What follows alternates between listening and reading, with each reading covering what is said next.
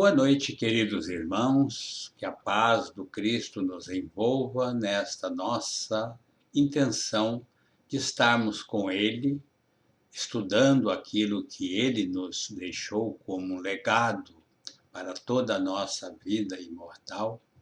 E hoje, para o nosso estudo, nós temos o capítulo 8º de O Evangelho segundo o Espiritismo, onde Mateus e Marcos, evangelistas, narram aquela passagem onde Jesus foi instado pelos presentes a receber em seus braços as crianças, e ele as tomou como um símbolo da pureza de coração. E disse mesmo que todos deveriam se assemelhar àquelas crianças ou à criança para terem a sua participação, a sua presença de pureza de intenções no seu coração. Nós vamos, evidentemente, analisar sob o ponto de vista espírita, sobre a questão da reencarnação, que nem sempre aquele espírito do corpo infantil é uma criatura como se apresenta, porque ela traz de vidas anteriores as suas experiências acumuladas.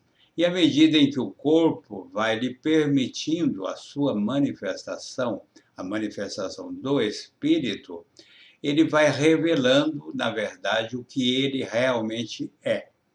E é daí que nós percebemos crianças que trazem uma doçura, uma bondade, e outras que, desde a primeira idade, tornam-se ou se apresentam como crianças um tanto quanto irritadiças, aborrecidas, vingativas, egoístas, e isto vai sendo para nós, os pais, para os pais dessas crianças, uma oportunidade de educá-las para o bem.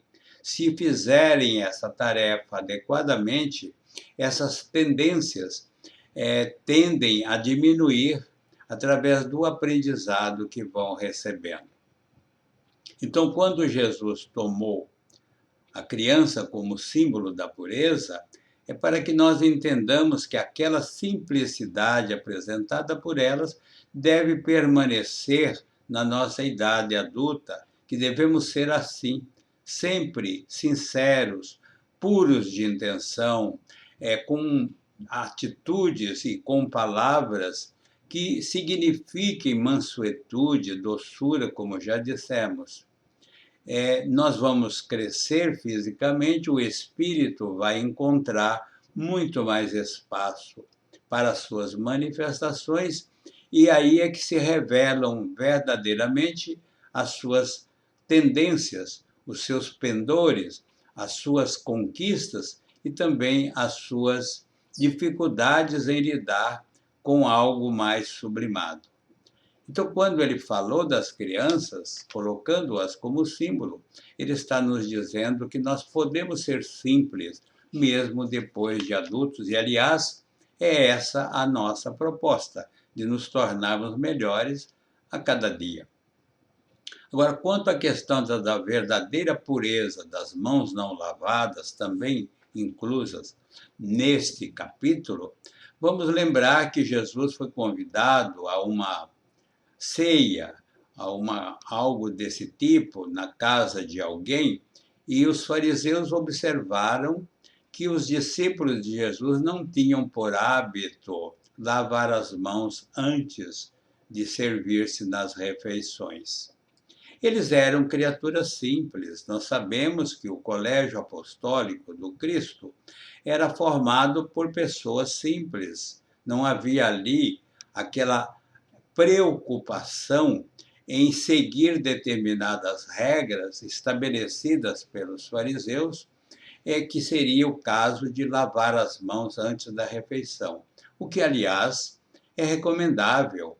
É necessário que tenhamos as mãos limpas para nos servirmos à mesa, mas que isso não signifique, só por isso, uma pureza de intenções ou de procedimentos.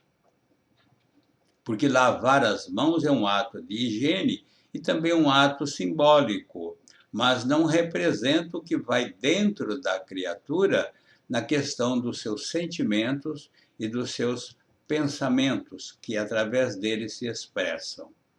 E foi por aí que Jesus se referiu ao adultério, dizendo que o fato de pensarmos num adultério já nos torna culpados. E quando falamos em adultério, não queremos nos referir apenas ao que se diz respeito ao homem e à mulher, que se adulteram ou que adulteram, mas sim toda a adulteração das realidades nossas, aqueles momentos em que adulteramos a nossa intenção quando dizemos uma coisa, quando afirmamos alguma coisa, sentindo outra. E isso é muito comum, termos aqueles momentos em que gostaríamos de dizer não e acabamos dizendo sim para ser agradáveis, embora o nosso mundo interior esteja contrário àquela afirmativa do sim ou do não. Então, é um adultério, é uma adulteração no nosso procedimento. E isso é muito mais amplo do que o adultério praticado entre pessoas, entre homem e mulher. Enfim, nós devemos ter uma preocupação em manter o máximo possível a pureza de intenções, porque é a intenção que vale, é a intenção que vai prevalecer, é ela que vai ficar como base, como resultado positivo ou não das nossas ações, incluindo-se aí os pensamentos. Então, nós vamos buscar na leitura que a pureza de coração é inseparável da simplicidade e da humildade. Inseparável da simplicidade e da humildade. Isso válido para nós, os adultos, não somente para a criança. Ser simples a criatura, ter o coração puro, ser um coração sincero, leal, honesto, verdadeiro, é o que é o que nos é solicitado, é o que nos é cobrado, porque nós já temos condições de exercer essa sinceridade, essa humildade e essa simplicidade nos nossos atos de cada dia.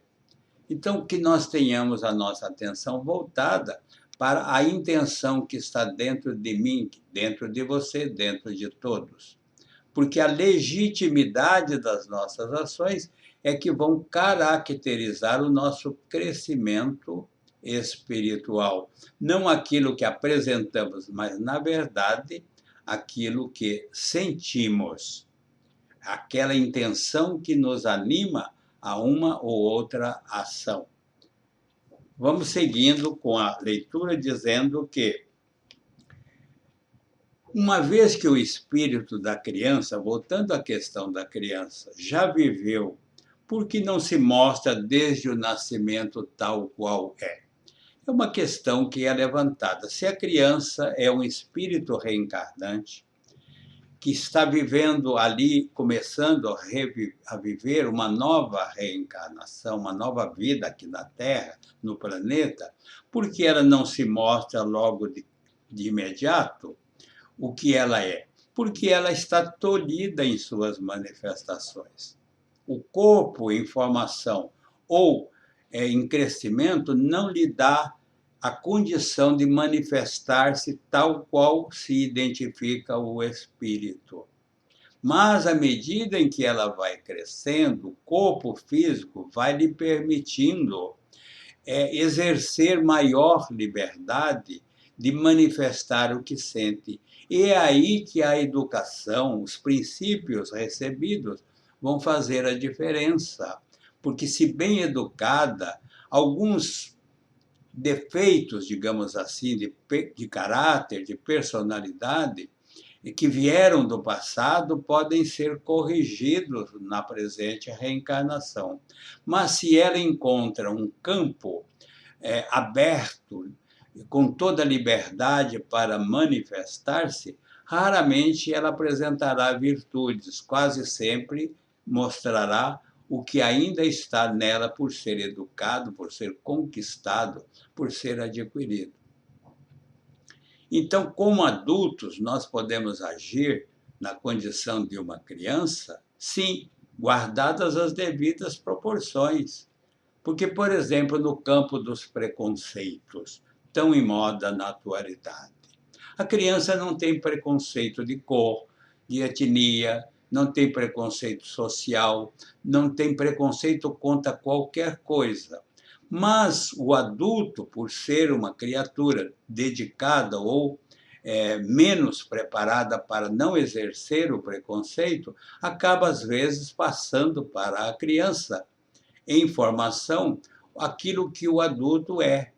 E aí, então, ao invés da educação, se deseduca, porque o espírito não está definido para ser preconceituoso.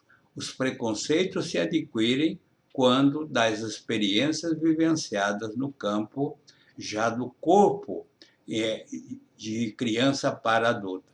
Aí entram os preconceitos adquiridos, muitas vezes como herança dos próprios genitores, que não se preocupam em educá-las de forma desconceituosa. Então, queridos amigos, esse capítulo é muito importante porque fala nas nossas intenções, no pensamento por adultério, na verdadeira pureza das mãos não lavadas, nos fala de muitas coisas que na nossa atualidade precisam ser corrigidas. Nós temos também a questão dos escândalos, não é? Necessário é que hajam os escândalos, porque os escândalos nos conduzem à rejeição. Chega um ponto em que a criatura rejeita o escândalo por não mais lhe caber dentro de sua personalidade aquele tipo de procedimento. Então, esses escândalos que Jesus fala serem necessários, realmente o são, para que nos depuremos através deles. Quando nós vemos alguém agir de forma escandalosa, ela está nos dando uma lição de como não agir. Quando nós percebemos isto, nós estamos ganhando em evolução, porque já rejeitamos aquele procedimento.